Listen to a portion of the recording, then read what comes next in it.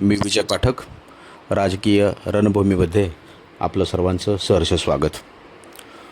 आजचा विषय फार महत्त्वाचा आहे. देशाच्या दृष्टिकोनातून लोकांचं म्हणणं आहे की मोदी नकोत. मग मोदी नकोत ना, मग पर्यायी सांगा. खरंच आता भाजपचा वारू कोण थांबवू शकेल का?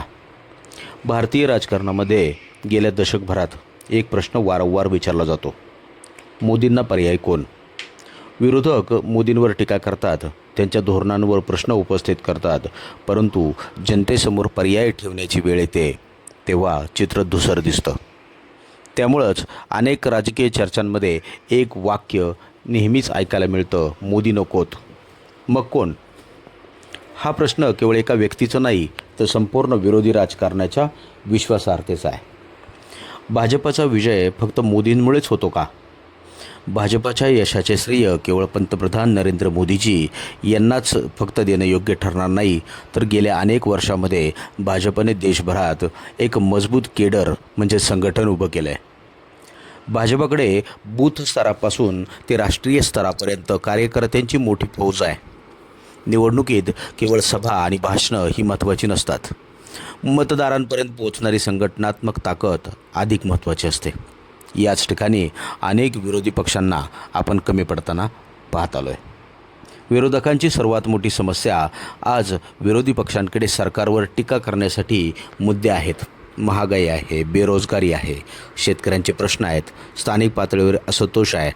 पण या सर्व प्रश्नांवर जनतेला विश्वास वाटेल असा राष्ट्रीय पर्याय अद्याप स्पष्ट झालेला नाही. जनतेला सरकारविरोधी भावना पुरेशी वाटत नाही.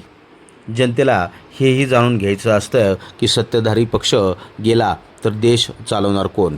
केवळ मोदी विरोध पुरेसा ठरणार नाही. भारतीय मतदार पूर्वीपेक्षा अधिक जागृत झालेला आपल्याला दिसून येतो आहे.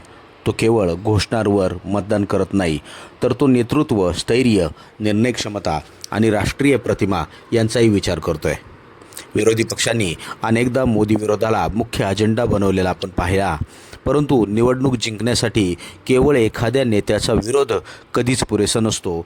जनतेला सकारात्मक दृष्टिकोन बघणं गरजेचं वाटतं.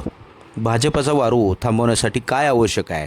तर भाजपचा पराभव करायचा असेल तर विरोधकांनाही काही गोष्टी कराव्या लागतील, आणि त्या म्हणजे एक राष्ट्रीय सक्षम चेहरा.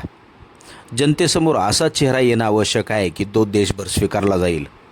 स्पष्ट धोरणं, भाजपच्या चुका सांगून चालणार नाही. देशासाठी पर्यायी विकास आराखडा मांडावा लागेल. मजबूत संघटन. निवडणूक सोशल मीडियावर जिंकली जात नाही, तर ती बूथवर जिंकली जाते. अंतर्गत एकदा. विरोधी पक्षांमध्ये अनेकदा नेतृत्वासाठी स्पर्धा दिसते. ही परिस्थिती बदलल्याशिवाय मोठे आव्हान उभे राहणे कठीण आहे.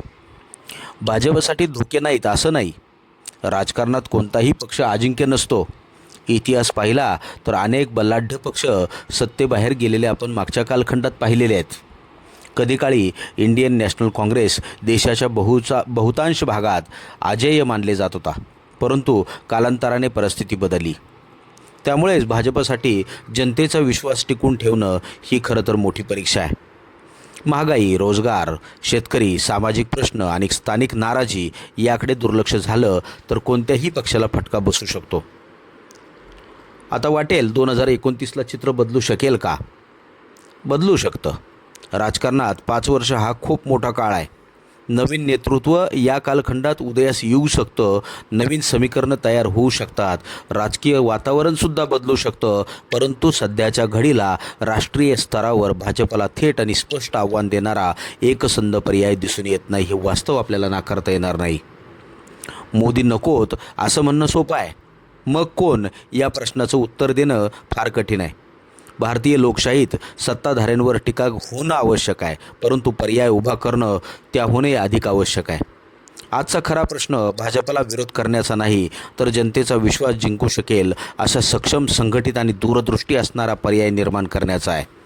तोपर्यंत भारतीय राजकारणात एक प्रश्न सतत घुमत राहील, तो म्हणजे मोदी नकोत ना? मग पर्याय सांगा. आणि खरंच भाजपचा वारू थांबवण्याची ताकद आपल्याकडे आहे का?